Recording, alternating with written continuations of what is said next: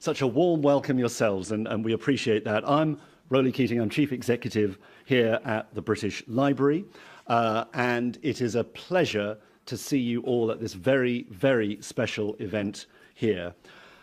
Propaganda is going to be the big theme of the year here at the British Library. Come May the 17th, we'll be opening one of our most substantial exhibitions, Propaganda, Power and Persuasion, which we think is the first time a major national institution has tackled this idea in the round, drawing extensively on our own collections.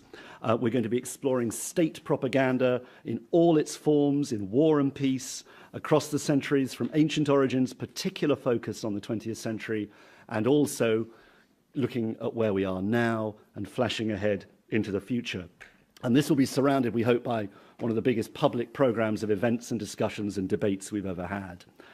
And nothing could be more appropriate or wonderful than that we kick off this great summer of reflection and debate than to have our guest tonight, probably the best person we could possibly have to stimulate discussion and debate. It's great to have him in London. Last night he was up the road, I think, at the Friends House, delivering the Edward W. Said London lecture, tackling, in that case, the Middle East.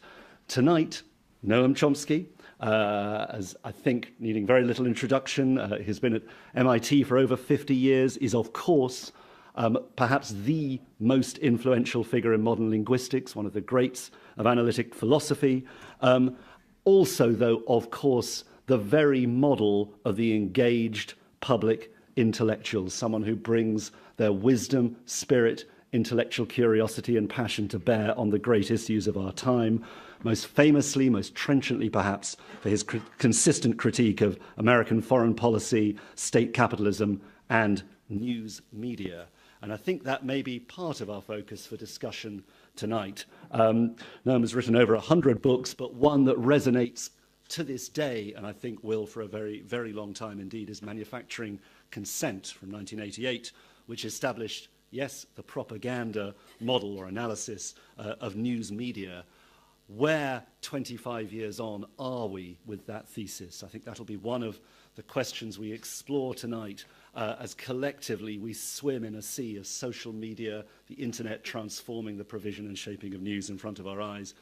Here at the library, we try to collect the news. We collect newspapers, we collect online materials, we try and create a record of how news documents and shapes our world. And I can think of no one better to challenge us professionally and intellectually as to how we do that than Noam, and I'm looking forward greatly to hearing what he has to say. It remains only for me to say thank you to the Eccles Center for American Studies, based here at the library. It was founded by David and Mary Eccles with a bequest in 1991, and it is one of the ways in which the wonders and depth of our American collections are celebrated year in, year out here. And events like this are typical of the kinds of events that the team put on, and we're very grateful for that. Also delighted to welcome Jonathan Freedland. He and I worked together in the founding days of BBC4, and it's very nice to be reunited here tonight. Of course, you'll have seen Jonathan's work in Britain in The Guardian. You may see him in the New York Times, New York Review of Books, and familiar as a voice to millions on Radio 4's The Long View, connecting past, present, and future. And I'm sure that's what we're going to hear tonight. So please, our distinguished speakers, thank you.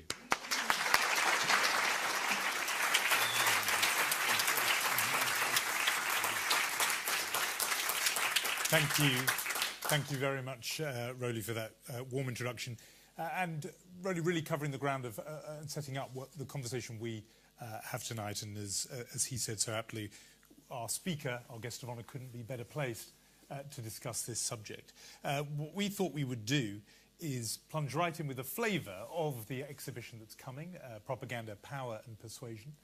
And Noam Chomsky has given me permission to do two things. Firstly, to do what doesn't often happen in intellectually hallowed environments like this, which is to do a quick fire round, which we will do on the screen in a moment. But also, he tells me very graciously that his own children, and I'm guessing perhaps grandchildren as well, sometimes say, and they've asked a question, please give me the 5-minute lecture version. So I pass that on because it means that if you see me appearing to be rudely winding up or moving on honoured guest. That is, I have the blessing and permission to do it, just as we move on, because we've got a lot of ground to cover. So, on with the quick fire round. I thought it would be useful, before we ask you to give us a very distilled version of what Rowley referred to, the propaganda model, that is the core thesis of manufacturing consent. If we just had a look at some examples of propaganda from the exhibition, and in a way just to have a quick look at what is and what isn't. And I'm going to have a go with this. There we are. I hope everyone can see that. Ein Volk, ein Reich, ein Führer, one people, one state, I suppose, one Führer, from, we guess, I think, the 1930s. This a Soviet-era depiction of a weeping Statue of Liberty. I'm not sure how clear it is to all of you, but we have sort of secret police in the eyes of Lady Liberty, a truncheon serving as a tear. And then this from the wartime period in the United States, the artist Norman Rockwell, a very different meaning, George Rockwell. Norman Rockwell, Save Freedom of Speech by War Bonds. Now, Noam Chomsky, just start with these three. To the lay eye, these all look like examples of propaganda. What would you say? Well, the first one evokes childhood memories, which aren't pleasant. It was a very scary period, the 1930s, especially if you're Jewish. And for me, it was, I remember my parents would sometimes play Hitler's speeches on the radio. I couldn't understand the words, but you could get the tone, and it was very frightening, especially the reaction. And it had a lot of personal meaning for me because we were the only Jewish family in a mostly Irish and German Catholic neighborhood. And boys on the street sensed that it was very anti-Semitic. The kids were all going to a Jesuit school, and when they came out, they were raving anti-Semites. So this was, then they'd calm down later in the afternoon. You could play ball and that sort of thing. But I grew up with a visceral fear of Catholics.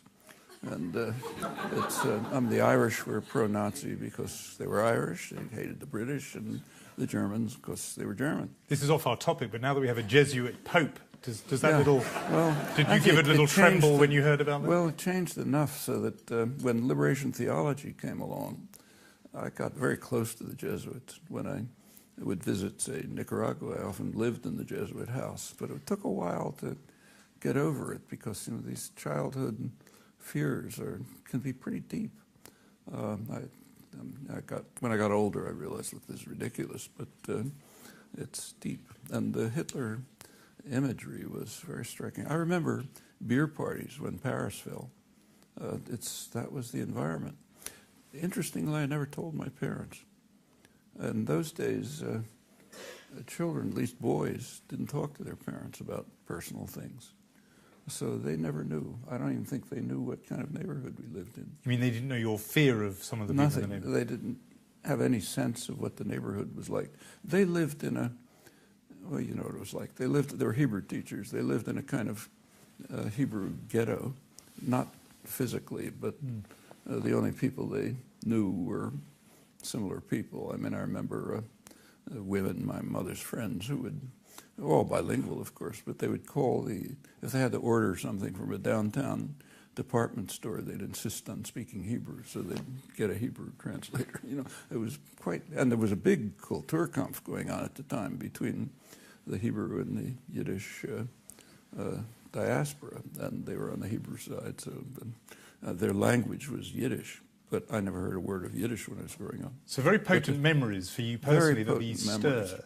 It's rather difficult to hear. I wonder if you could both speak up a bit. Or maybe our colleagues there can turn up the volume on the microphone so you'll hear us amplified. So we'll take note of that. To move to this painting, this poster from the wartime period, does this count as propaganda as much as that first picture of Hitler? It's our version of socialist realism.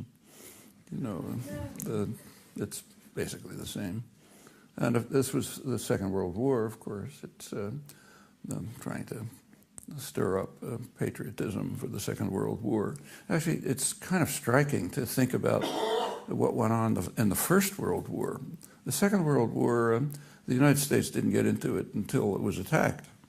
Some wanted to get in, but they didn't. First World War was quite different.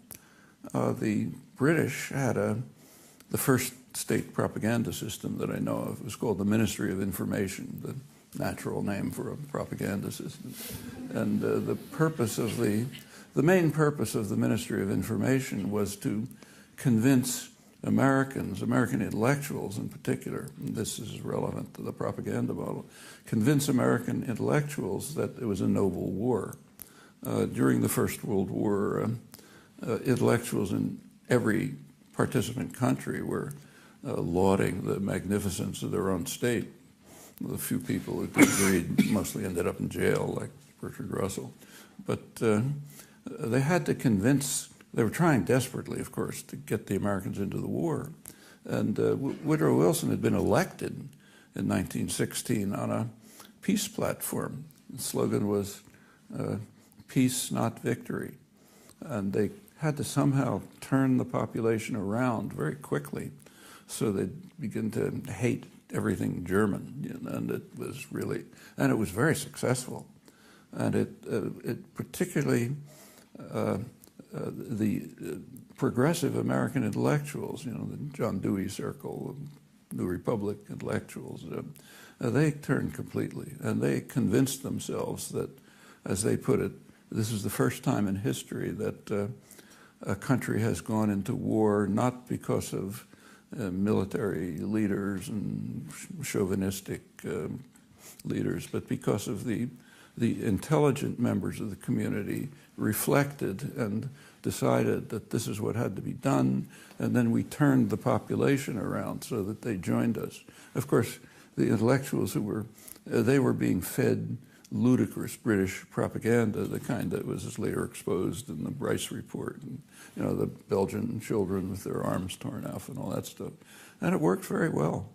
And that's kind of set off the modern system of propaganda. Well, I want to get on to, particularly your point about the propaganda model, but just before we leave our quick fire round, I want you to have a look at two newer examples. Now, Occupied. That's from the Occupy movement, as you said. The 99% have no borders. That's the clue. It's quite a deliberately retro style, but here's a cause. I particularly singled this out because I thought, here's a cause that broadly you might be sympathetic to, and yet would you apply the label of propaganda to this image? Yeah, I'm sympathetic to the cause, but I don't like this technique of trying to bring people in. In fact, I can't stand listening to what's called uplifting rhetoric. It just really turns me off. And for the same reason, this kind of thing. It's an appeal to emotions, not understanding. And it's obvious what it's trying to say, but... so you don't like it even when it's in the service of a cause you may sympathize? I can't stand it. Yeah. I can't listen to Martin Luther King's speeches, literally, although I greatly admire him. Because it's just the style. It's an appeal. It's trying to arouse emotional support for something very significant. I mean, I don't criticize it. It obviously meant something. Well, if you didn't like Martin Luther King, what about this man?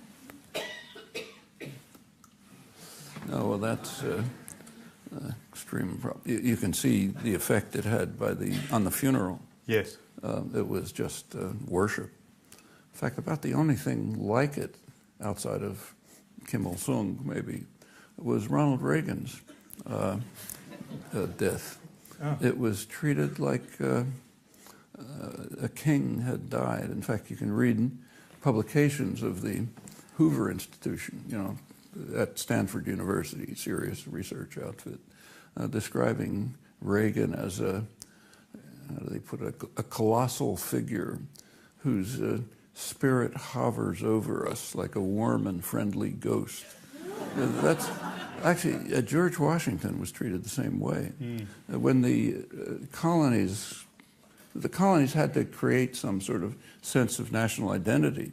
I mean, the term United States was plural until the Civil War. There's a lot of states, and They tried to create a national identity. You needed a heroic figure.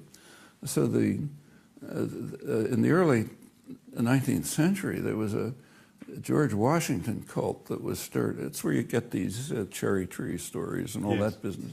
It was all concocted to try to show that he was practically not human. He was a noble gentleman. Some of it's very funny. For example, if you go to the Capitol building today, there's a statue of George around 1830, I think, of Washington in the style of a Greek god. You know, he's Zeus, and there was criticism of it. But the criticism was because he was wearing a toga and his shoulder was showing. But other than that, that's fine. He was God, you know, perfect Roman, perfect. And this would fit that category of myth making. It's the same kind of thing, and it leaves you cold, regardless of the cause. That was by way of preamble, really, and it's been very instructive already, this notion of myth-making. But a lot of people in this room will have read Manufacturing Consent. I'm guessing quite a few will have read it several times and committed it to memory. But for those who haven't, and I'm quoting now your children, if you can give us the distilled version, the 5-minute lecture on what the propaganda model is, and you wrote the book originally in 1988, and then I want to sort of push you on how that stands now. Well, actually, I should say that most of the work on the propaganda model itself was due to my colleague, Edward Herman. He's a professor of finance. In fact, professionally, he was a specialist in corporate power and corporate control, wrote the standard work on it. And I mean, I agreed with it, but I can't take credit for it. It was mostly his initiative. And I didn't totally agree for reasons I'll tell you. But what it is a discussion of the institutional structure of the media. It's looking at the U.S. media, so not state media, but corporate media. And asks an obvious question. If you look at the institutional structure and you ask what content you would expect to flow from it, what would you predict? And briefly, without going into the details, the media are huge corporations, parts of larger conglomerates. They sell, like other businesses, they sell a product to a market. The market is other businesses, advertisers. The product is people. So they sell people to advertisers. So television, for example, makes no profit if you turn on the tube, but they get it from the advertisers. And the newspapers mostly lose money when you subscribe. They do better from the advertising. So the first part of it is it's major corporations selling people to other corporations. And then there are other factors, like it's very easy to show that the corporate system is very tightly linked to government. People flow in and out. And then the government itself produces just plain state propaganda, and that enters. And other factors like that. Now we ask, well, what would you expect to happen? What you'd expect to see overwhelmingly is a choice of issues and framing of issues which reflects the interests and concerns of the state corporate nexus. That's what you'd predict. And then the rest of the book is running through examples. It's been a little misunderstood. It's a lot of journalists regard it as a criticism of journalists. It's exactly the opposite. In fact, about a third of the book, the latter third, I suspect nobody ever read it, is a defense of journalists against attacks from liberals, from Freedom House. You know, the Freedom House wrote a vicious attack, couple volumes of attacks on American journalists for stabbing the United States in the back in Vietnam and losing the Vietnam War and so on. And it's two volumes, one commentary and the other the documentary background for it. And I'm kind of a masochist, so I actually read the documents. I'm probably the only person who ever read them. When you read the documents, you find that the commentary is totally falsified. And in fact, what it shows is that the journalists did an honest, courageous job. What they saw, they described accurately, and the criticisms are mostly fabricated. But they did it within the framework of an interpretation which is super chauvinistic. So, for example, if the United States carried out some atrocity, it was a mistake, or the other side somehow caused it to do it, and then they leave things out. But the actual reporting was first-rate, and I think you can trust it. It's typically the case. So it's a defense of journalism which the journalists didn't like. But how are the journalists able to do that kind of reporting that you do trust if they are simultaneously framing it in a way that you don't trust? I mean, journalism's, it's honest professionals. They have integrity. They, especially working in the field, takes a lot of courage, and they do an excellent job. But within a narrow structure, like there are certain topics that just won't report, not out of their, it might be editorial pressure. And when they do report it, the framework is essentially a patriotic framework. You can see it all the time. I mean, we give lots of examples. And in the book you distinguish, or you say that the media distinguishes between worthy victims and unworthy victims. Yeah. And worthy victims tend to be the victims of the United States enemies, and unworthy victims are those who are the victims of the United States allies. Are its clients. Yeah. So when, say, the Russians invade Afghanistan, the Afghans are worthy victims because the enemy is attacking them. And in fact, reporting from Afghanistan during the Russian invasion was from the side of the Mujahideen. That's where reporters went to work with the guerrillas. And when the U.S. invaded Afghanistan, it's exactly the opposite. Reporters didn't go work with the Taliban, They reported from the point of view of the American army. In so in which case, I'm interested in how sincere your expression of admiration for journalists is. Pardon? I want to push you on how sincere your admiration that you expressed before for journalists. How sincere can that be if you're saying that they locate themselves on this side or that side, depending on what's going on? They accept the frame and the narrative. Yeah. That sounds like a criticism to me. Well, actually, that's the one point in which Ed and I somewhat disagreed about the whole thing. I think to have the book refer to the media is too narrow, because I think that applies to the whole intellectual class. That's the way intellectuals are, overwhelmingly, all through history. Intellectuals overwhelmingly are servants of power. Now, intellectuals write history, so when you read what they write, they look very noble and adversarial and so on. But when you look at what actually happened, all the criticisms we make of the media apply to them, and that's significant because none of the institutional factors hold in that case. The institutional factors that we looked at have to do with the corporate structure, the advertisers who purchase it, but that's not true. And that doesn't apply to the academy? It doesn't apply to college professors. There are other pressures, but not those. But the outcome is pretty much the same. This is, again, slightly off the topic, but if that is the case, what made you so different? In other words, if even intellectuals are subsumed into this. There's always a fringe of dissidents. Any society you look at, there's a fringe of dissidents. They're treated badly, usually. This goes back to the earliest recorded history. So classical Greece. Who drank the hemlock? It was the guy who was corrupting the youth by worshiping false gods, And it wasn't the guys who followed orders. Or take a look at the same time, the other ancient records we have are the biblical records. In the biblical records, there are people who we would call intellectuals. They weren't, in the English translations, it's called prophets.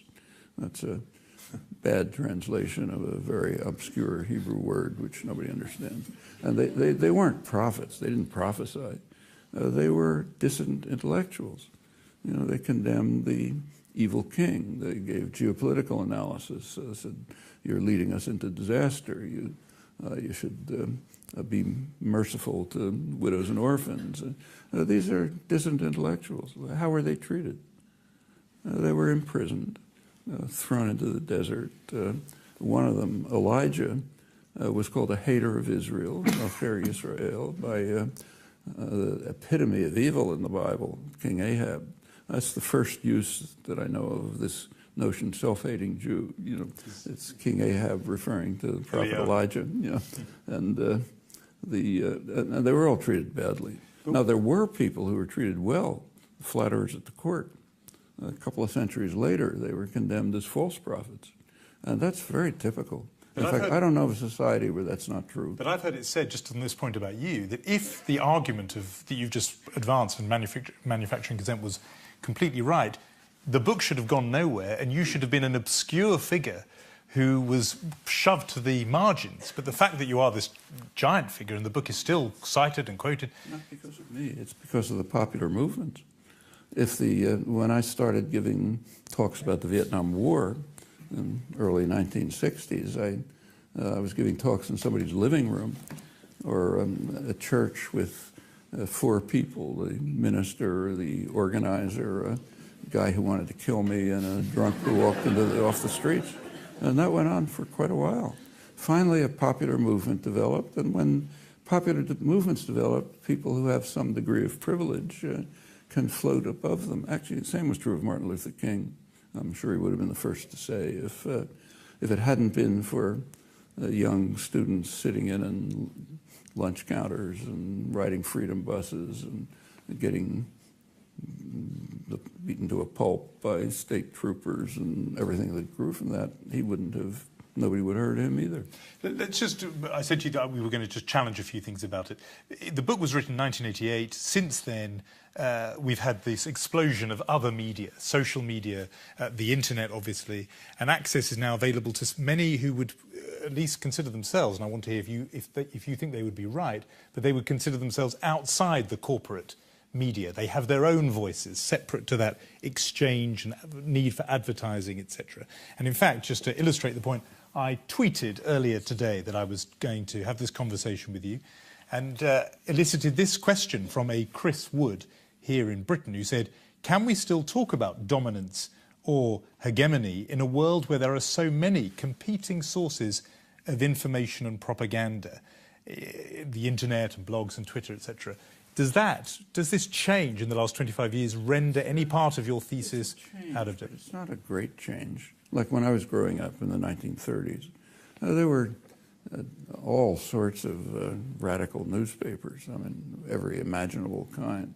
In fact, as a kid, I'd go down to the Philadelphia Public Library, or analog to this, not the same, obviously, and spend Saturday afternoon reading radical periodicals. Every imaginable kind. And I got, you know what they were like. But there were other interpretations. Now, sources of information is not exactly correct because the internet access makes that easier. Like I don't have to go downtown to the library. I can punch something on my computer.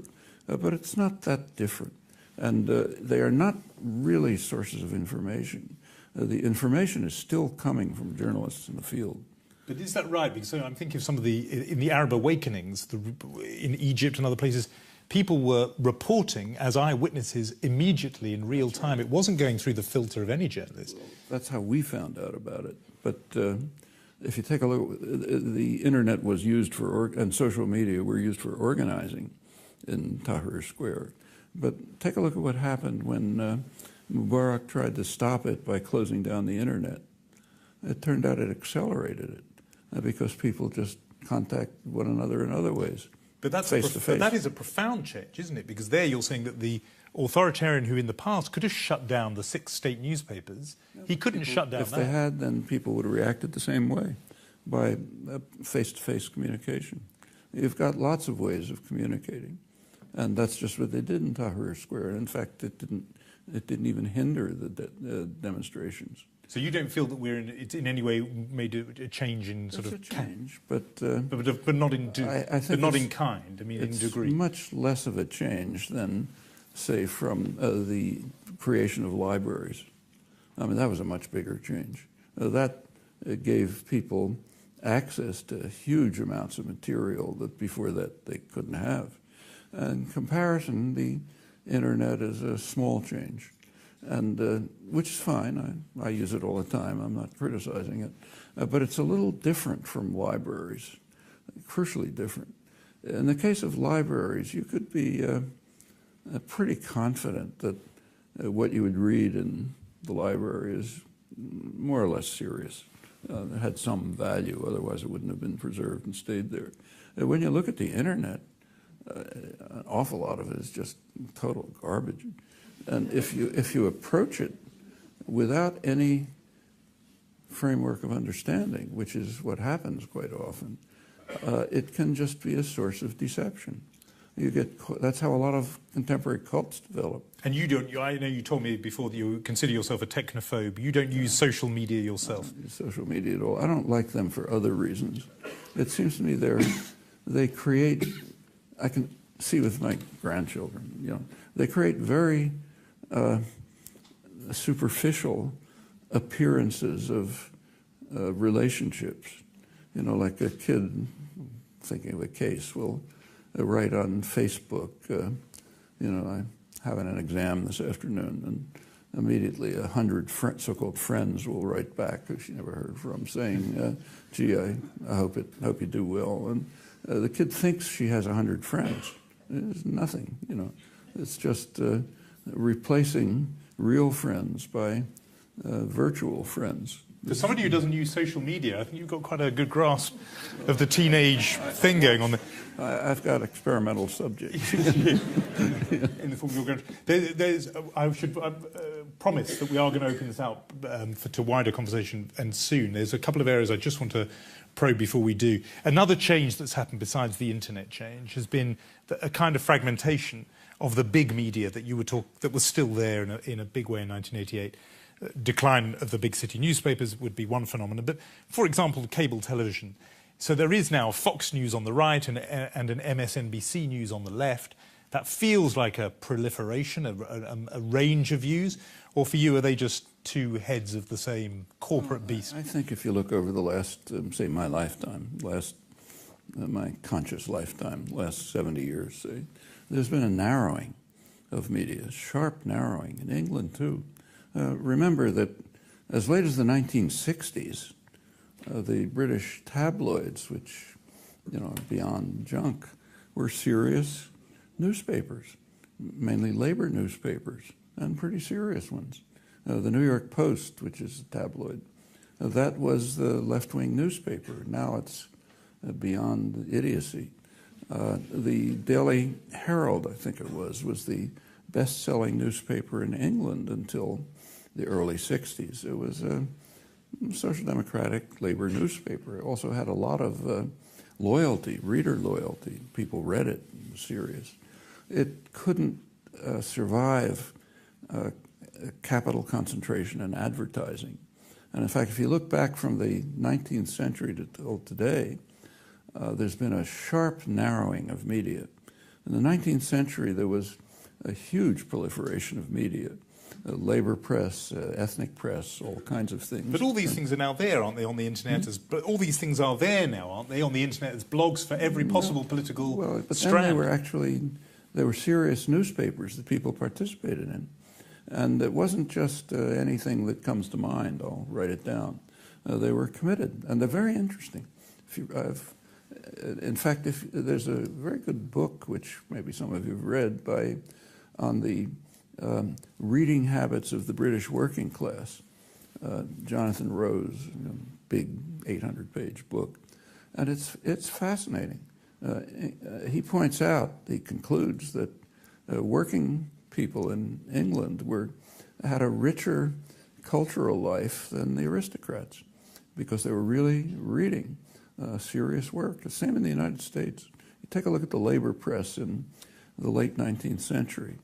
The press was written by Irish artisans from going to the mills, what they called factory girls, young women from the farms who were essentially being driven into the mills as the early Industrial Revolution.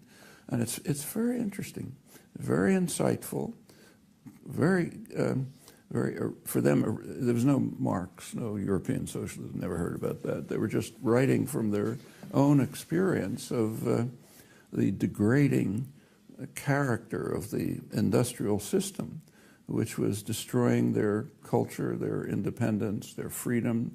In fact, one of the interesting things which is relevant, one of the things they denounced was what they called, this is 1850, the new spirit of the age.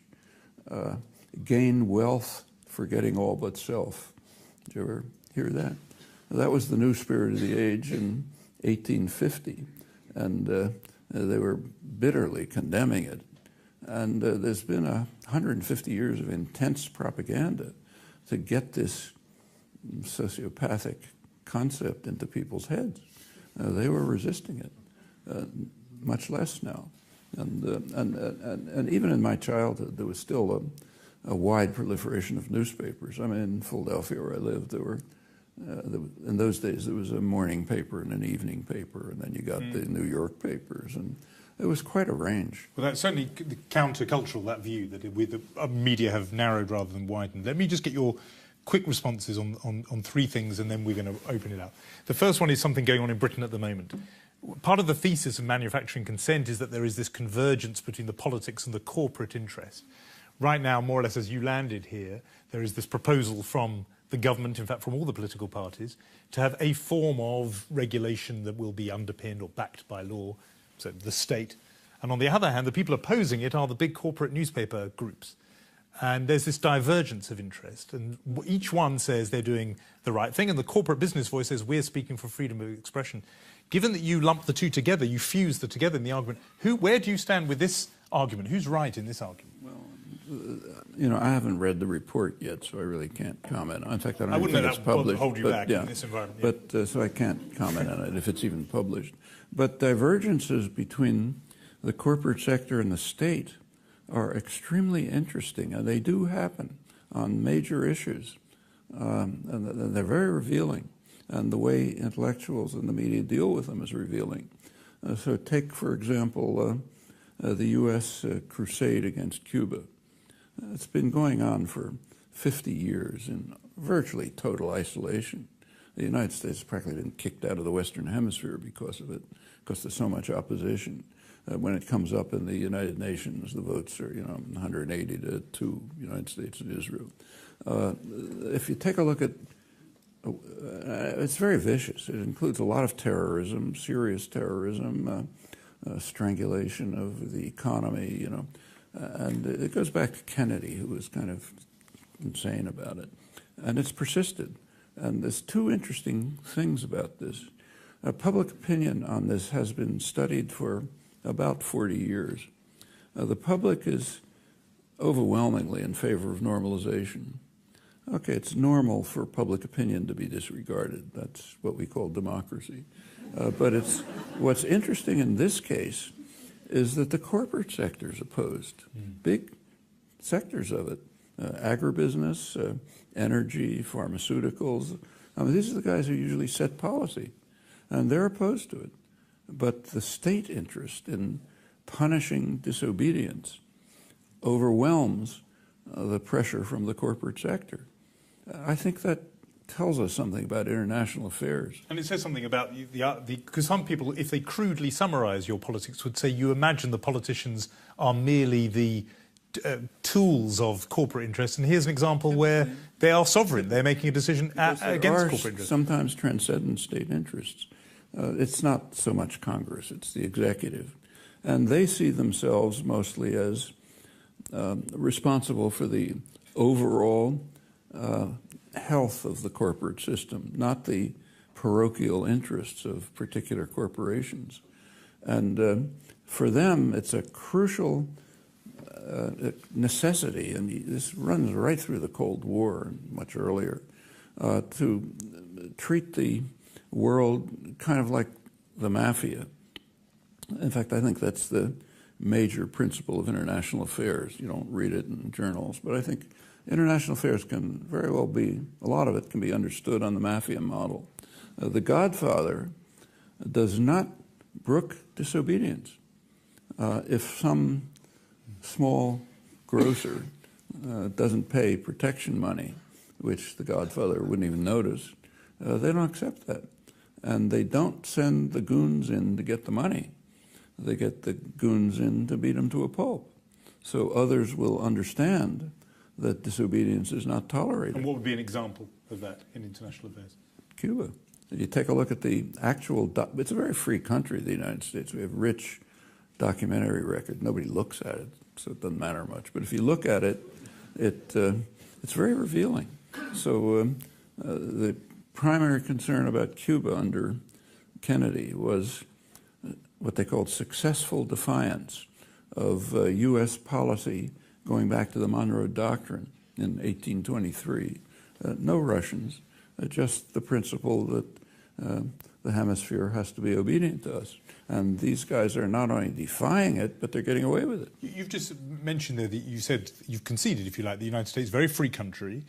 You've talked before elsewhere about the so-called freedom of expression in the United States. There's a lot of debate going on about the United States being in decline and its place, losing its place, perhaps to China. Well, I mean, how do you, maybe don't get into the question of whether the US is going to be overtaken, but more narrowly, how the United States freedom of expression and propaganda compares to other countries? Is the propaganda less coercive in the United States than it is, say, in China? Is there freer expression? Much more sophisticated. Go on. In fact, some of these images illustrate it. U.S. commercial propaganda, which grew out of the wartime experience of this great success and what they called manufacturing consent. That's not our term. We took it from an intellectual, Walter Lippmann, leading public intellectual. It was very successful. Out of that grew the public relations industry. Its guru came out of the Propaganda Commission in the First World War. Very impressed. And then commercial advertising was created. Now, it was called propaganda then. So the founding document of the public relations industry, written in the late 20s by Edward Bernays, was he was someone who had been in Wilson's Propaganda Commission. He called his book Propaganda. And it's it gives the standard doctrines of the intellectual classes, which goes back to the English Civil War. The people are rabble. They're stupid and ignorant. They're meddlesome outsiders, I'm quoting. And for their own benefit, we have to take care of them. It's straight out of Lenin. It's almost identical with Leninist vanguardism. The people don't understand. We're the responsible men. We understand. And for their benefit, we have to engineer consent. We have to control the minds of the people so that they do the right thing. And that's our task. That's what propaganda is for, whether it's state or commercial. And the commercial cases were kind of interesting. Bernays himself made his reputation and became a great figure because of the first major advertising campaign that he ran. In those days, this is 1920s, women didn't smoke. And the manufacturers realized there's a big market out there they're losing. So he was hired to convince women to smoke. And he ran campaigns in which models would walk down Fifth Avenue holding cigarettes and presenting the image. You want to be cool and modern. You should, like the models, you should smoke. I don't know how many tens of millions of corpses he created, but he became a liberal hero for this. That's what commercial advertising was then until today, and it was very much admired. Goebbels picked up, he was very impressed by American commercial propaganda. It was called propaganda, advertising, we call it now. And in fact, the Nazi propaganda was modeled on it. And he describes in detail how Goebbels, how, simple images, appeal to the emotions, all that. And the Nazis picked it up and ran with it. Now, the Bolsheviks tried, and that Bolshevik picture is an example, but they were too crude to get away with it. So the Bolshevik propaganda you can barely believe. But given the sophistication of it, and you use the word sophistication, does that mean... What?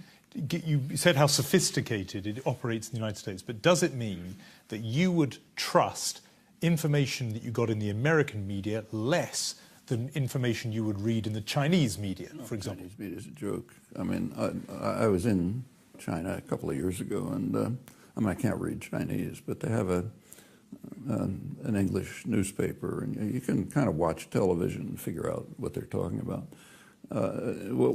Anything written was so comical you couldn't believe it. But what was interesting was what they didn't report. When I got back to the United States after a week in China, I discovered that there had been a massive traffic jam from Mongolia to Beijing, with trucks sitting there for days because they couldn't get through. Nobody knew about it. There wasn't a word about it there. I found out when I came back. So for all your criticisms of the American media, there's still value in it. You still regard it as free relatively. You would say it's free because the United States has very little government coercion, but it has enormous obedience, which is kind of striking. And I think that relates to what I said about the intellectual classes. There's no coercion at all. The only coercion is, maybe you won't get a good review or something, but it's not like being sent to a torture chamber. Okay, well, I'm glad you made the distinction. Before we open it up, I wanted to cite another response that came in when I offered people on Twitter to suggest questions to you. And one of them was this, about Serb propaganda, in the Serb propaganda. Serb as in Serbian, yeah. And the question was, the suggestion was that I should ask you, why did he endorse Serb propaganda and imply the Omarska and Trnopolje camps were invented? Shameful, said this person on Twitter. And it was actually the person sending it was somebody who had themselves lived in Sarajevo during the siege of Sarajevo, who said, I was in Sarajevo at the time, I could see very well from where mortars and bullets were coming, etc. Now, you've had this battle with a few people publicly. I never said anything about the Balkans. But I wrote about Kosovo, but said practically nothing about the Balkans. But I don't understand exactly what was said. He says we accepted Serb propaganda? No, the criticism was that you had. Oh, and the particular claim, as you know, centres on Srebrenica. And the idea that you have cast doubt on Srebrenica, No, I didn't. What I said say your piece on it. What I said is you should tell the truth about it instead of lying. And I do believe that. I think it's useful to tell the truth.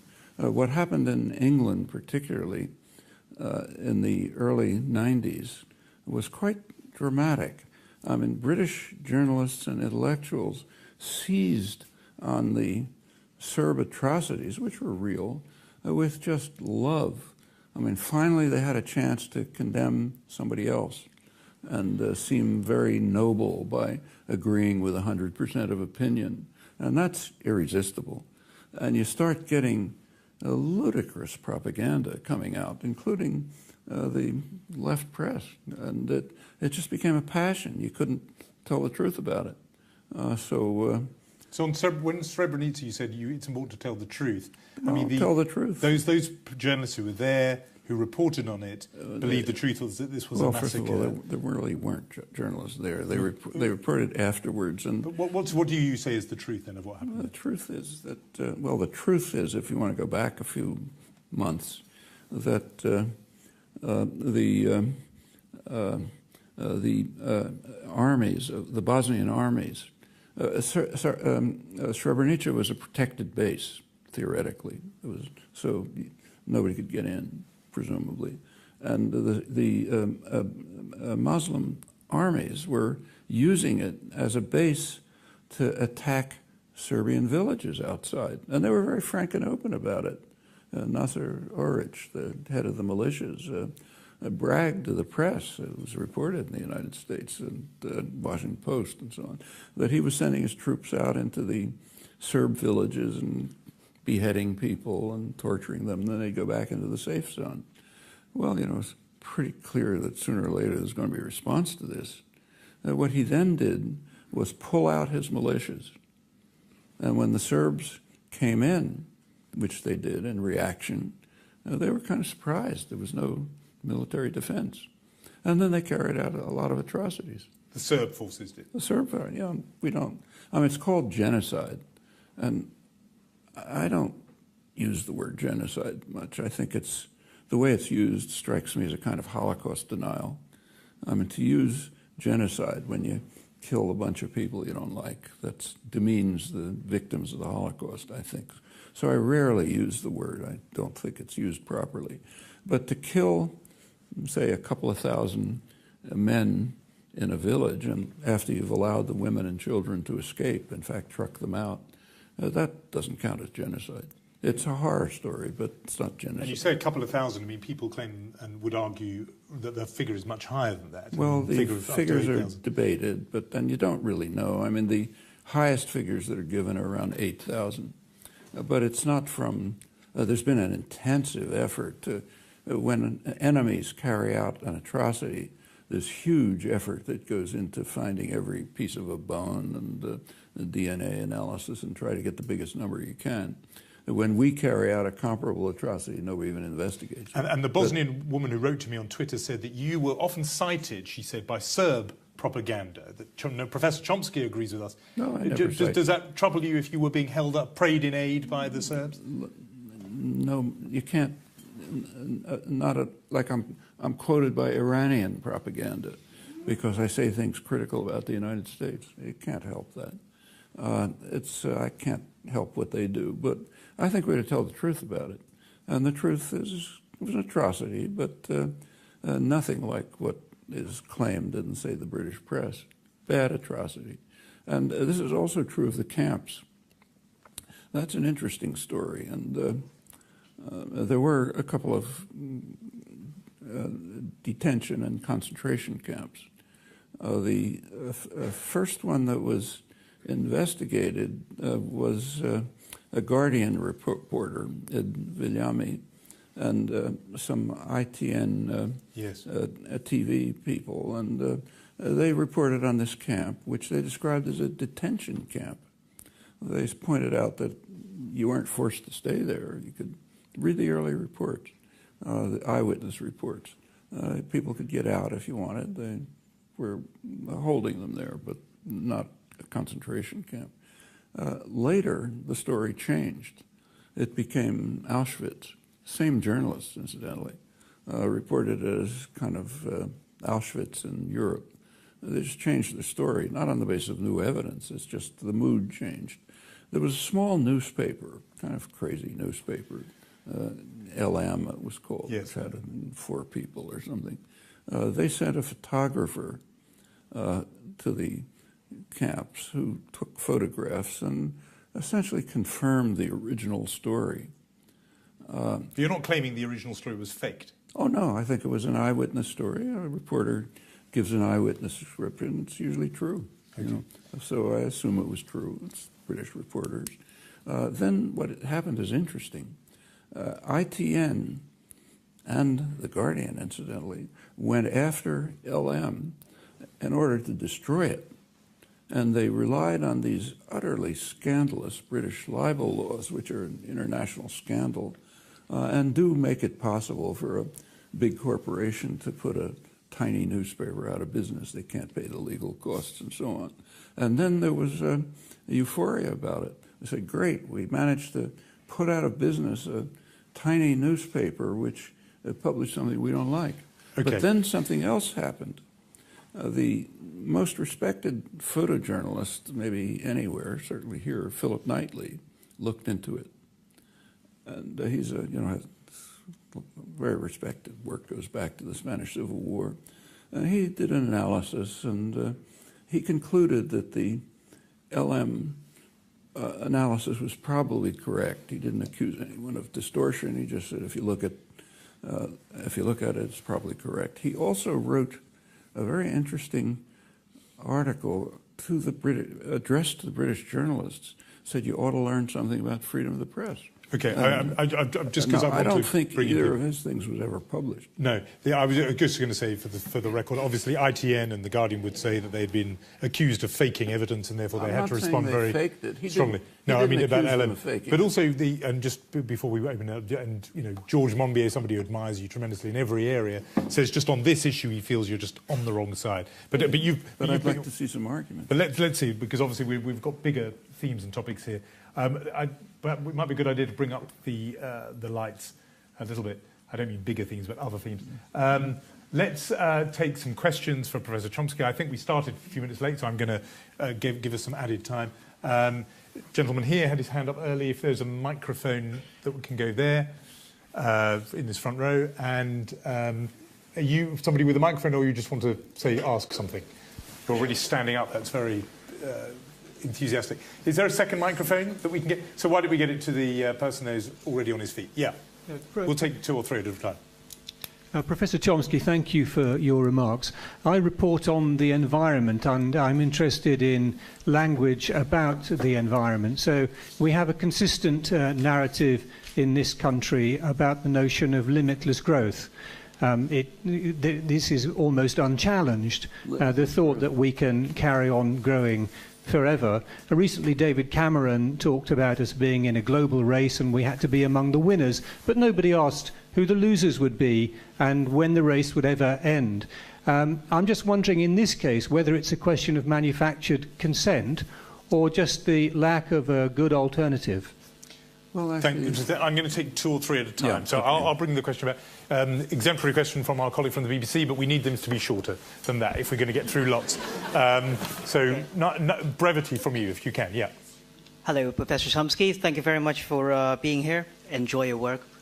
Yeah, we're going to have to give okay. to those sort of things. All right. Well, my question is a little bit more specific about exploitation of the third world. Like, say, I'm not too sure how many people in the room has an iPhone, or like, say, night trainers, which I'm wearing. So my question basically is, shall we just improve the working standard of, like, say, kids who are making our iPhones and shoes in China or in various other countries, for us to basically keep checking our Facebook, all right? Shall we just throw all our iPhones away and, and yeah. Good, thank you. I got that, and I'll repeat it back to the professor when we're here. Have we got the microphone for this questioner here? And maybe we'll get one more in, and we'll do lots of rounds, so don't worry. Yeah. Short question. What are your thoughts about the rise of Chinese power on the world stage, please? Thank you. Good. And you were about to begin on that, and I sort of prevented you. And why don't we just tack on one more, since the microphone's there? Yeah, we'll hear from you. Yeah, hi. Noam, thank you very much for coming. I wanted to ask you a question. Earlier, I think you referred to comparison between the internet, between the internet and libraries. But I was just thinking to myself, as you were saying that, isn't the comparison a little bit closer? They are connected, but a little bit closer to the development of the printing press. And isn't the nature of improvement of things to become more valid information helped by that? Because people will then start speaking to each other, communicating scientific articles and stuff, which will drive up developments. You've written some really interesting stuff, but it's become more interesting over time because people have said it's rubbish or it's only partly right or whatever, and you've had to adapt to that and develop it. And then the libraries have become full of much more valid, truthful. Thank you. Questions. Good. I'm going to. Don't worry, we're going to have other rounds, and I will come back to you. So do that. Why don't we just go with that last question? The questioner said that you had, in some ways, said that the internet was not such a profound change; that the library was a much bigger change, and he was saying actually that maybe this is akin more to the printing press, the invention of the printing press, and that actually it would improve quality of ideas and debate because people will share and exchange ideas globally in a way they couldn't do before. Well, the printing press was a huge change. I mean, it dwarfs anything we're talking about. The libraries were a major change. The internet, from this point of view, is a small change and has mixed effects. As I mentioned, there's no quality control, peer review, which is okay. People should be able to say anything they want, but it makes it much less useful than, say, a library as a source of information. Now, the interchange of ideas is fine, but, we had, take, say, interchange of ideas between Britain and the United States, two countries that were pretty close. The biggest change in that kind of interchange came when sailing ships were replaced by steamboats or by the telegraph. It meant in the 19th century, instead of waiting several months to get an answer to a letter, telegraph, you get it instantly. steamboats, pretty much. And now it's faster, but if you think about it in terms of increments, it's not huge. It's not as much as the others. Incidentally, that's true of many other things. So, say, the invention of indoor plumbing had a much bigger effect on health standards than modern medicine. It's, all these things are fine, you know, but we shouldn't exaggerate. So Google get to the back of the queue behind the toilet. Yeah. It's basically the argument. But I think that covers the ground that you'd also spoken about earlier. I wanted to push you on the next point, because I cut you off. You were about this China and US decline thesis. Yeah. The questioner asked about the rise of China and what you think about that, and particularly relevant to pop propaganda. It's very common to talk about US decline. In fact, you read the main foreign policy journals, it's one of the main topics. Is America over, or America decline? Well, first of all, we should put that in perspective. The peak of American power was in 1945. At that point, the U.S. Totally dominated the world. It had half the world's wealth. It gained a lot during the Second World War. Industrial production quadrupled. Every possible competitor was devastated or destroyed. The security situation was incomparable. It was just enormous power. And American planners understood it, and they laid plans to how to run the world. Go through it. It's quite sophisticated and interesting. Well, that started to decline within 4 years. One of the plans was that the U.S. would control all of Asia. That's why other countries were not permitted to participate in the San Francisco Peace Treaty, the Japan Peace Treaty. And most of the Asian countries refused to participate, except Ceylon, I think, you know, Sri Lanka, British colony at the time, because the U.S. insisted that the only Japanese crimes should be from 1941 on. And they had already fought 10 years of war under Japanese imperialism. Those were the worst crimes. But the whole thing... Specifically on China. Okay, let's talk about China. That was 1949. That was 45. In 1949, a very significant event occurred. It's called the loss of China. China was supposed to be a part of the American empire. And this event, China moved to independence. Actually, the phrase is interesting. Like, I can't lose your computer, right? I could lose my computer.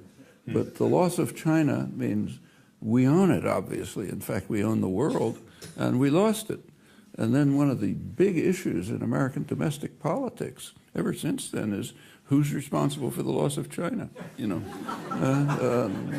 Nobody even questions that. It's a good example of how good propaganda really works. It presupposes that we own the world, and then you discuss things within that assumption. And it goes on like that, the loss of Indochina, you know, on loss of the Middle East, and so on. So that was the decline continued. The world got more complicated. Now let's talk about China. China has it's had a spectacular growth rate. It's a very poor country. You take a look at the Human Development Index, UN. Last time I looked, I think it was 90th. All the Western countries are way up on top. It's got enormous internal problems, ecological problems. It's got a very militant labor movement. You know, thousands, tens of thousands of labor actions every year protesting the repression. It's a major exporter, manufacturing exporter. But take a close look. It's mostly an assembly plant. So if you buy an iPad or one of those things, it's assembled in China, and it's called a Chinese export. But the value added in China is very slight. It almost all comes from the surrounding industrial countries in Japan, Taiwan, South Korea, and the West. And slowly China will move up the technology ladder, and in some domains they've actually done it. So you're sounding a sceptical note there about this rise of China. It's real. But you've been a critic all your working life of American imperialism and American domination. if, and I know it's obviously from what you just said a big if, but if China does eventually overtake, would it be better to live in a China-dominated world than it's been to live in a US-dominated world? It's like asking about a Martian-dominated world. It is so remote from reality that there's not much point thinking about it. But you've obviously been a critic of US imperialism, and so I'm just imagining a world without US imperialism. Is that Martian? Does that ever happen? I don't think it's in the cards. I mean, U.S. decline has continued. The world power is much more diverse now than it was in the past. In fact, the biggest part of American decline was quite striking, is what they call the loss of Latin America. I mean, Latin America was supposed to be in the back pocket. That's the backyard. They do whatever we say. Now, Latin America has become remarkably independent. In fact, there was a case a couple of weeks ago, which I didn't see, maybe it was coverage here, I didn't see it. It was, what happened was reported, but not its meaning. There was a study that came out by the Open Society Institute called Globalizing Torture of Rendition, which is a terrible crime. And it studied the countries that participated in the U.S. globalizing torture campaign. Well, included most of Europe, included England, included Sweden, and so on. It included the Middle East, because that's where people were sent to be tortured by the dictatorships. It included Asia, included Africa. One continent was totally missing. Not a single Latin American country was willing to participate. And this is doubly significant. For one thing, that was always, as I said, the backyard. They did what we said.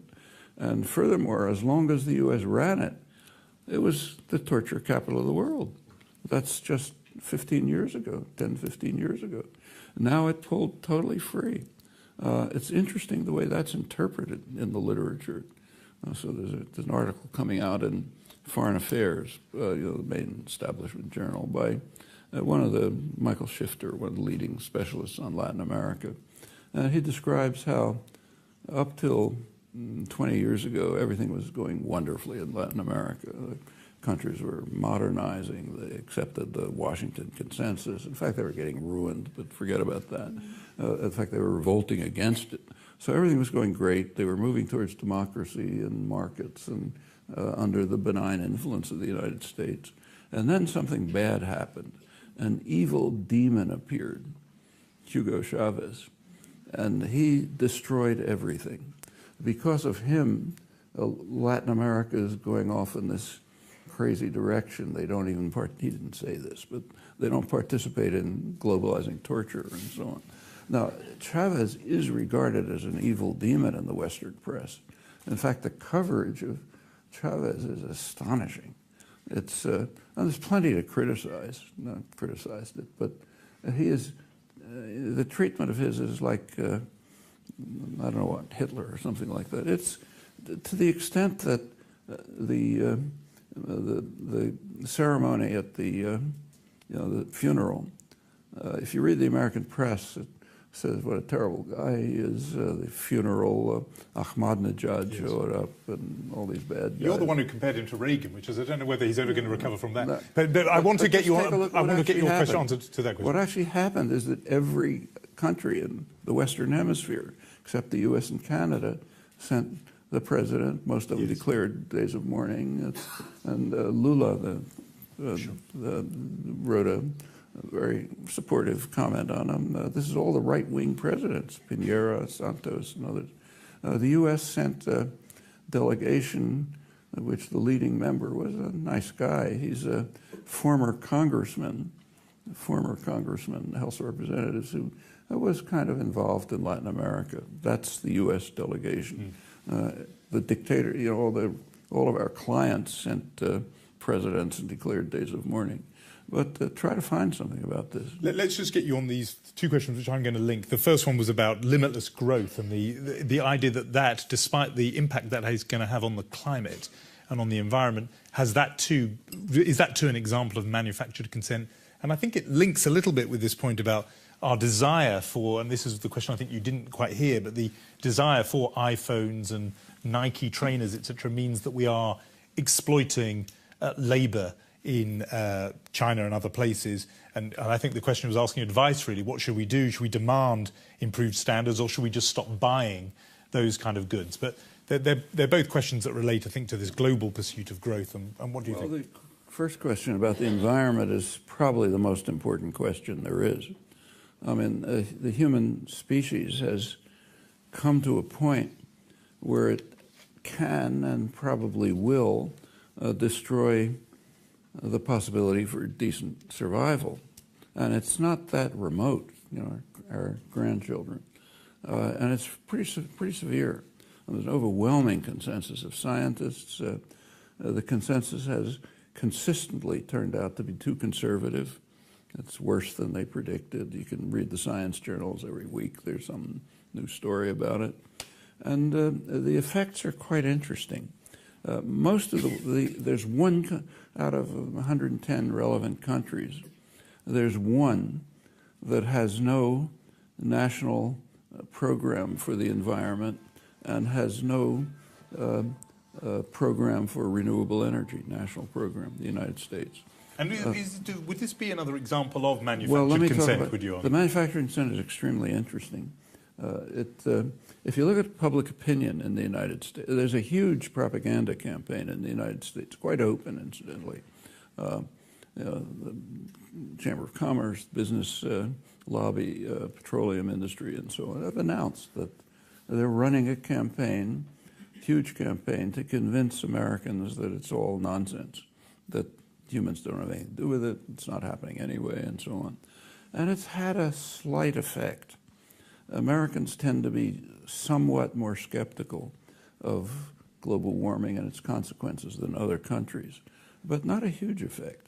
The American population is much closer to the scientific consensus than the media and policy. And that's quite interesting. And it's led to, there's a new campaign that's just underway by an organization called ALEC, the American Legislative Exchange Council. It's a corporate lobby, heavily funded by corporations and Koch brothers and all those nice guys. What they do is write legislation for state legislatures to try to get state legislatures to accept legislation. And they've got a lot of clout, so they get a lot of them in. You can imagine what they're about. They just started a new one, which is quite interesting from the point of view of propaganda. They're concerned about the fact that the American population is paying too much attention to the scientific consensus. So what the new program is designed to do in the states, and a couple of states have already adopted it, is to introduce what they call balanced teaching in the K-12, you know, kindergarten to 12th grade educational system. A balanced teaching means that along with teaching the overwhelming consensus of scientists, what every national academy says, what all the science journals says, with that, you teach climate change denial. And that's balanced teaching. And it's in the interests of critical education, you know, getting children to be critical and so on, you know. Well, it shows the desperation of the corporate propaganda system in its failure to drive the population totally off the international spectrum. I mean, the public opinion, as I mentioned, doesn't affect policy much, so the United States has no policies in this respect, but few. But and I do want to get more people in. Do you have an answer to the man who was asking about iPhones and things that require exploited labour or underpaid labour, child labour even? Just in some everything places. else does too. So, I mean, if you eat your dinner, you know, a lot of it is coming from super exploited farm workers under horrible conditions, and you can't look at anything in a capitalist system which doesn't involve extensive exploitation. Whether we should have iPhones or not, I mean, I don't have one, but if people like them, okay, nothing wrong with it. Interesting. However, the endless growth is a problem. The endless growth. Because, and in fact, it's quite interesting. Here's another thing which is not being discussed and should be. If there's ever a historian a century from now, there may not be, but if if we don't succeed in destroying civilization, which we're trying hard to do, and there are historians around, and they look back at what's happening now, they'll be astonished. I mean, the evidence for the climate problem, serious problem, maybe catastrophe, is overwhelming. And there are various reactions to it. At one extreme, there are groups that are trying to do something about it. If you take a look, they're mostly indigenous societies, the uncivilized part of the world, the Canadian First Nations, the Australian Aboriginals. In Latin America, it's quite striking because there's a substantial indigenous population there. They didn't wipe them all out the way the English colonists did. We're much more efficient. But so there's a pretty big indigenous population, and the countries that have a strong indigenous population, they're way in the lead in doing something about it. The most interesting case is Ecuador. Under the pressure, it's an oil exporter, but under the pressure of the indigenous communities, Ecuador is the only oil exporter in the world that's trying to keep the oil in the ground. They're asking the European Union for aid to help them not lift the oil, keep it in the ground where it ought to be. I'm sure they're not going to get the aid, but at least they're trying. You know, you go to the richest countries, the United States and Canada, they are hell-bent on trying to make the crisis as bad as possible. You know, very enthusiastic about finding every imaginable way to use fossil fuels and let's go to disaster as quickly as possible. Well, that's what's happening in the world. There are things to say about this, but try to find them. Thank you. Let's just take a round here. We've got about 13 or 14 minutes left before we run out. So brief questions, and we'll try and get brief answers too. Who's got the microphone at the moment? OK, you go first, and we'll get the microphone down, and then we're going to go to you. Yeah. Do you see the potential for anarcho-syndicalism to flourish once more as it did in Spain during the 1930s? And if so, potential for what? I didn't... Sorry, anarcho-syndicalism to flourish once more as it did in Spain in the 1930s. If so, where? OK, that may be up your street. Professor Chomsky Street, yeah. Professor Chomsky, how would you explain decline of popular participation in formal political processes in the West? I'm talking about lower voter turnouts, decline in party membership, and so on. How would you explain that? Thank you. I've got this, yeah. And somebody should have the microphone there now. Yes, given today's theme and Professor Chomsky's association with MIT, I wonder if he has any thoughts about the suicide of Aaron Swartz. OK. Can you, for people who are here, just give us in a sentence what the Aaron Swartz story is? Because I'd rather you summarise it than I do. Access to information. And just say in a sense who he was and what happened to him. Aaron Swartz was an information activist in the United States who was targeted by the United States government for downloading excessively on MIT's campus journals from JSTOR. And what happened to him? He killed himself. Thank you. That's why I wanted you to tell the story. That's it, rather than me. OK, and... it's just a question of two parts. It was discussed how the media has massively narrowed in breadth between the 19th century and the present. Do you see this as part of a wider trend of reduced political innovation as a result of corporate propaganda? And then part two is, if so, how is it possible to subvert this trend? OK, good. And since this may well be our last little go-round, we'll squeeze in a couple more, and I'll try and sort of bunch them together. So the gentleman there has got his hand up. We've managed to get through the whole evening not talking about the Middle East. Could we have a quick précis? See? We were doing so well as well. Go on. There we are.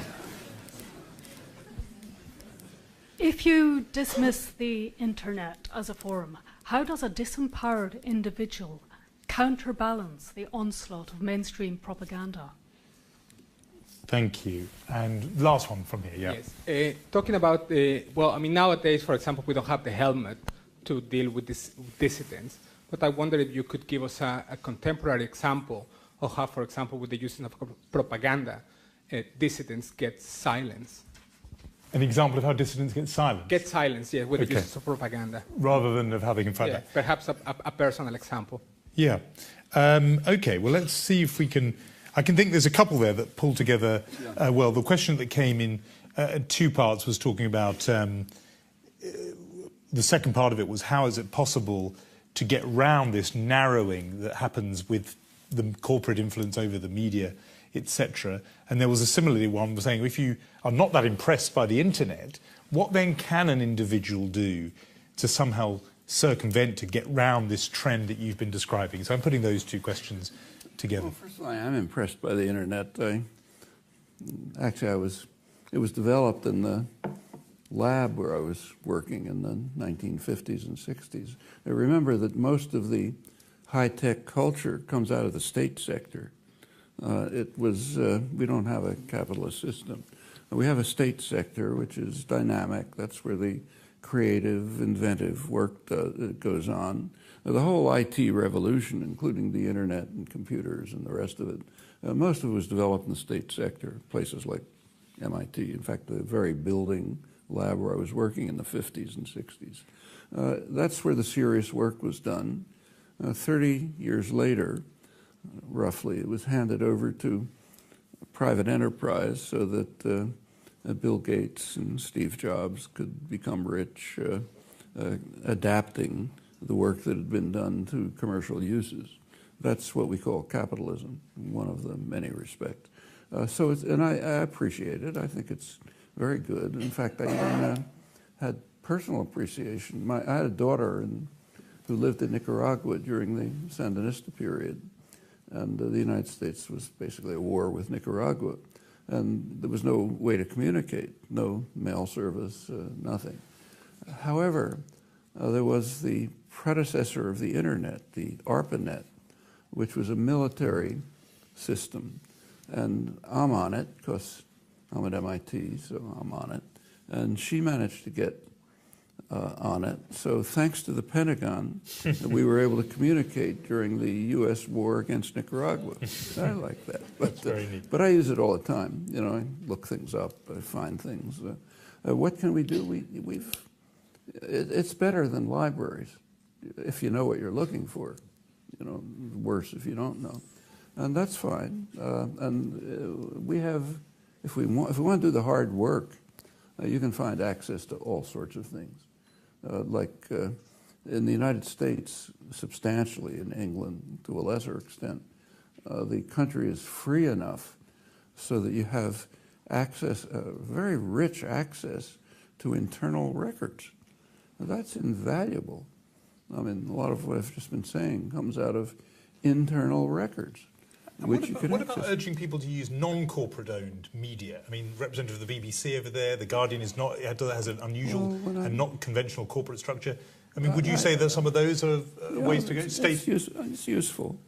I mean, like I read The Guardian, I read The Independent, but the fact of the matter is that if I had one newspaper, I was stuck with one newspaper, I'd read the New York Times. Because the coverage is so much broader and deeper. When I come to England, I have to buy 5 newspapers every morning. And you put them together, you get a lot of things and a lot of junk, you know. An immense amount of junk. But a lot of interesting things. But you stay with the New York Times, even though your book is so critical of the New York Times, damning of the New York Times. But as I said, it's a selective criticism. What reporters report is usually quite accurate, even though distorted in many ways. First of all, what they don't report, which is just being part of an intellectual community that is so subservient to power you can't look at it, and editorial discretion and other things. But it's a very good source. I read it every morning. The business press is very accurate and very reliable. The Wall Street, the Financial Times is, I think, a very good newspaper. The Wall Street Journal was, American counterpart, is so right-wing that when you read the editorials, you don't know whether to laugh or cry. On the other hand, the news reporting is quite good and often exposes corporate crime and things like that. I think the reason is that, and that's generally true of the business press, Business Week and others, a couple of differences between the business press and the general press. For one thing, the business press trusts its audience. And another thing is its audience are the guys who run the world. They better have a pretty fair picture of what's actually going on in the world. There's a lot of other ways to do things. Yes, we're not short of information. So we're going to try and have to do this as short as we can because we've got so little time. But there was a question there about what's your take to explain decline in party membership and in voter turnout in democratic countries around the world. There is a marked trend in that direction. What's your explanation? It's a very striking trend, and incidentally, if you, I think it's a reflection of the fact that democracy is collapsing, so people don't bother participating. So take the United States, where it's been closely studied. I don't know if it's studied that much here, but one of the main topics in professional political science is studying attitudes. And you can do it very well in the United States. There's extensive polls, you know. A lot of them are pretty accurate and well constructed. So you find out a lot about attitudes. You can then look at policy, because that's right in front of your eyes.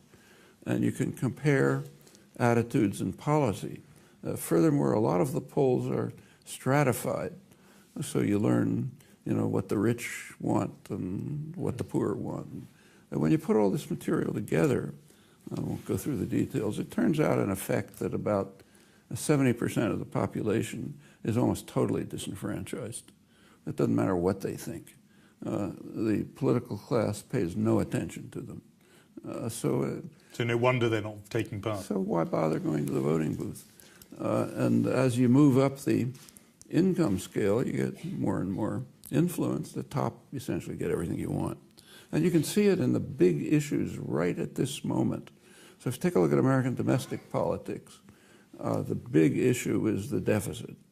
You know, the sequesters, you know, practically closing down the government. We got to do something about the deficit.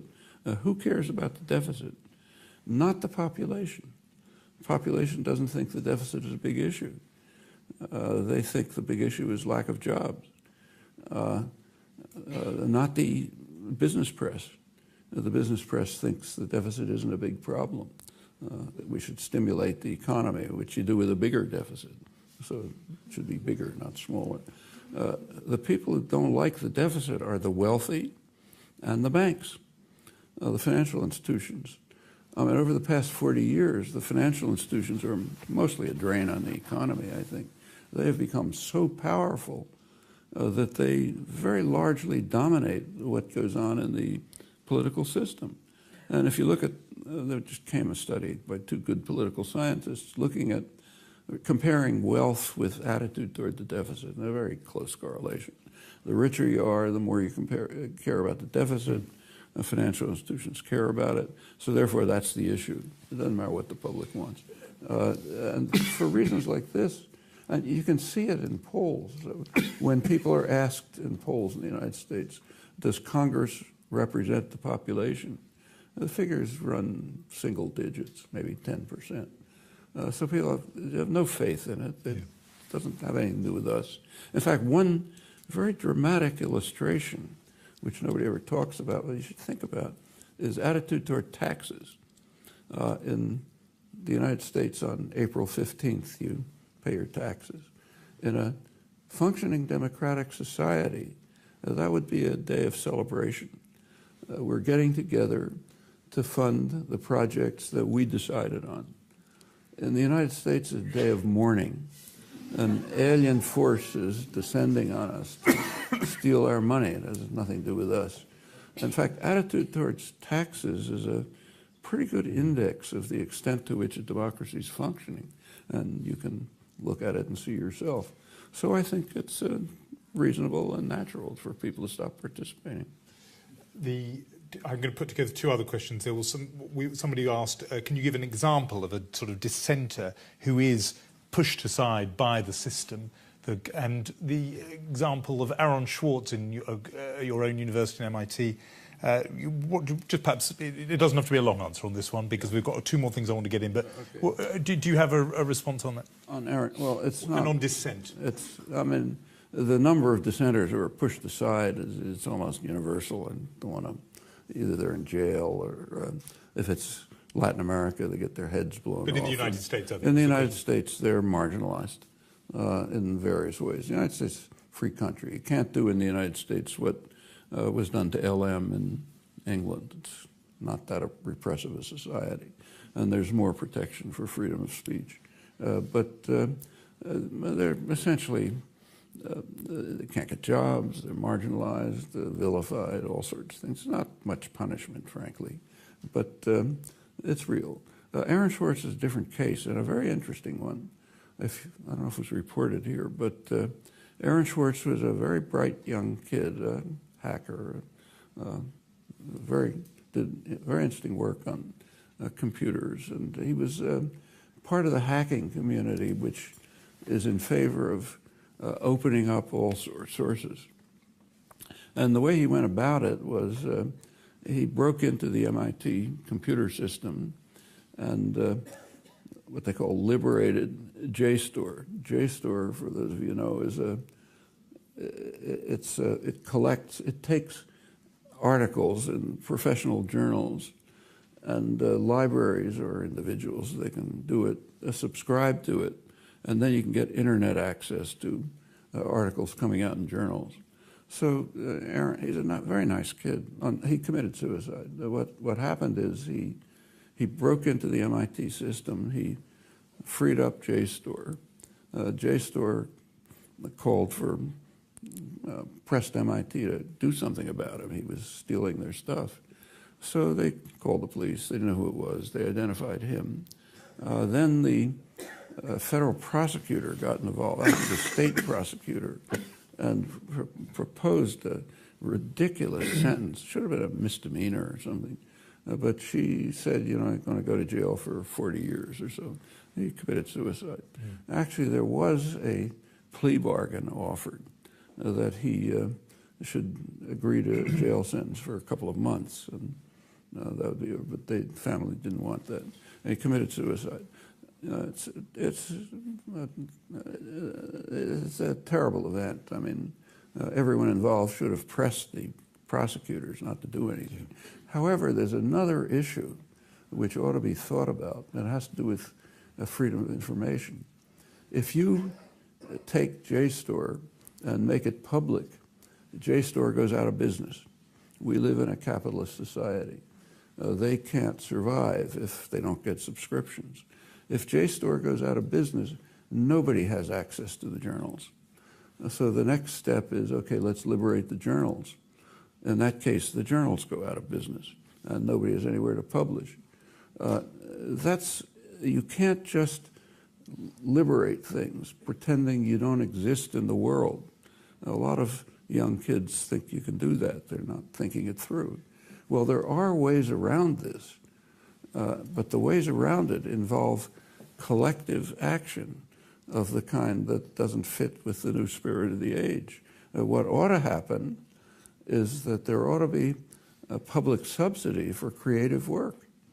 Okay, then there wouldn't be any copyrights, there wouldn't be patents, a huge saving, incredible savings, and everything would be open. But that requires doing something together, and we're not allowed to do that. We have to be out for ourselves. You know. The very last thing is I'm going to give you a choice, since we've been talking about freedom partly. You can either take the question about anarcho-syndicalism and where it might pop up in the world. You have described yourself in some places as an anarchist or with anarchist leanings. So where might it come? Or you can give us a précis of your views on the Middle East when we are already 9 minutes over time. So the choice is entirely yours. Well, the question about anarchism, I think there's a simple, inadequate, but simple answer.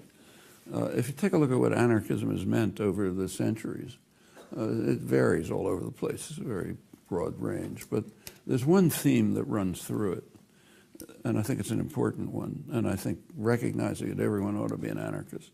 The theme is that hierarchy, domination, control are not self-justifying.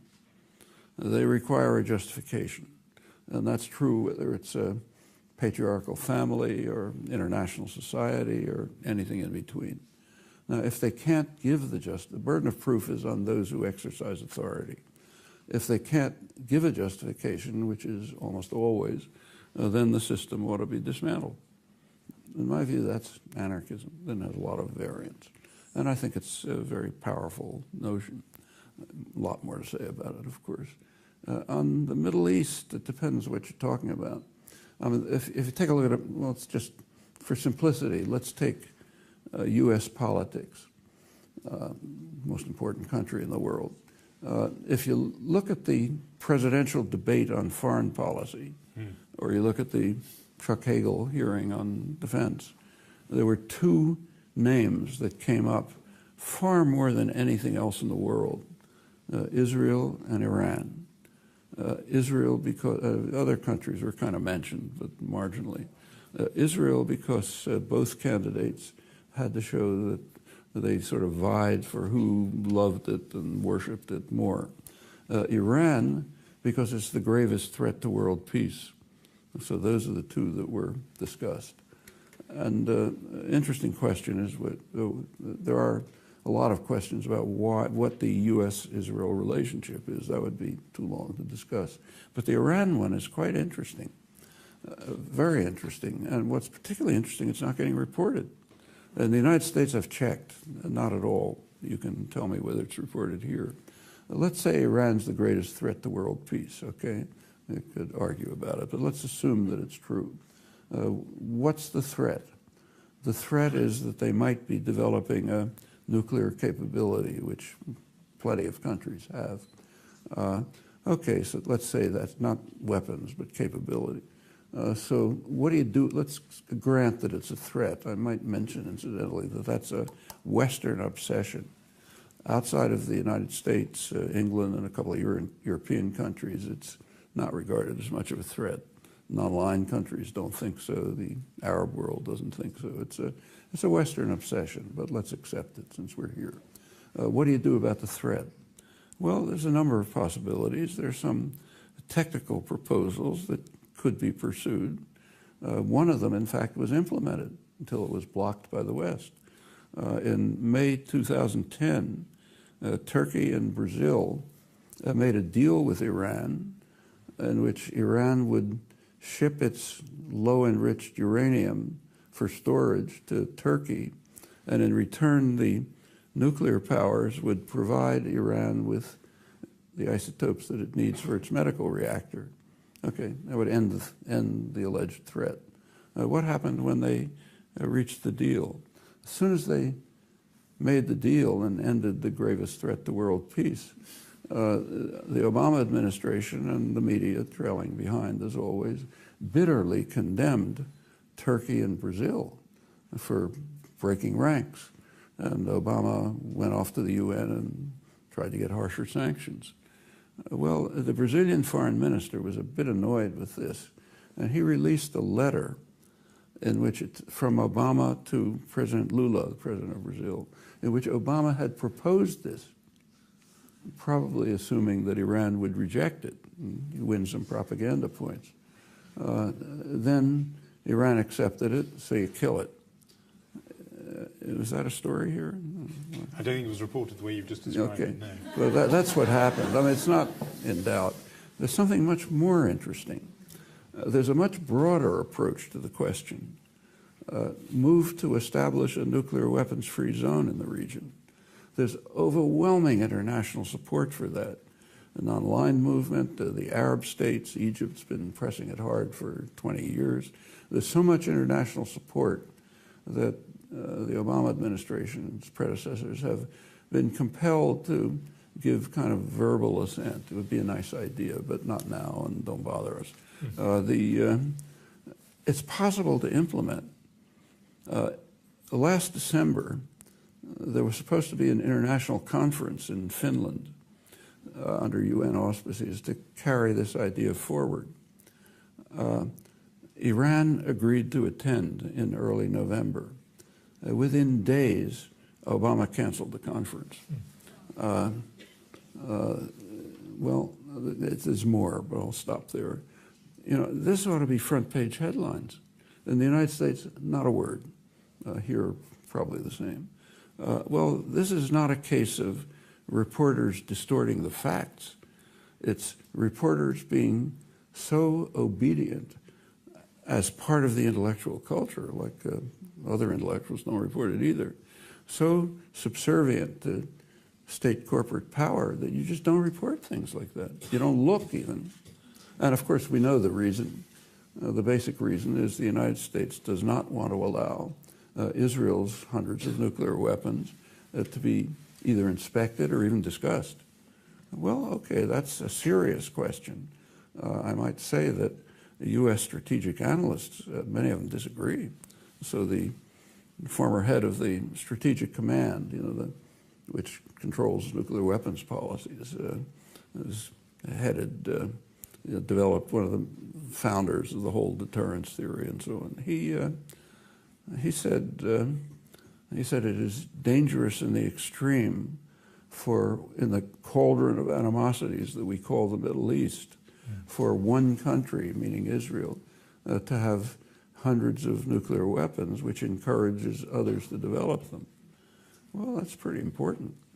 Try to find that. I mean, I've quoted it, a couple other people, but and he's correct. It is dangerous in the extreme, but that doesn't fit the paradigm, so it's not discussed. And as I said before, I don't think that our institutional analysis really accounts for this, because it's over the whole intellectual community, and the institutional analysis doesn't apply there. I'm glad to hear it's not just journalists who are in your sites, but it's a larger and deeper problem. You've explored it and expounded it with such clarity. I know the people here would probably have stayed for another hour and a half gladly to hear more of you. The exhibition, Propaganda, Power and Persuasion, opens here at the British Library 17th of May and runs till the 17th of September.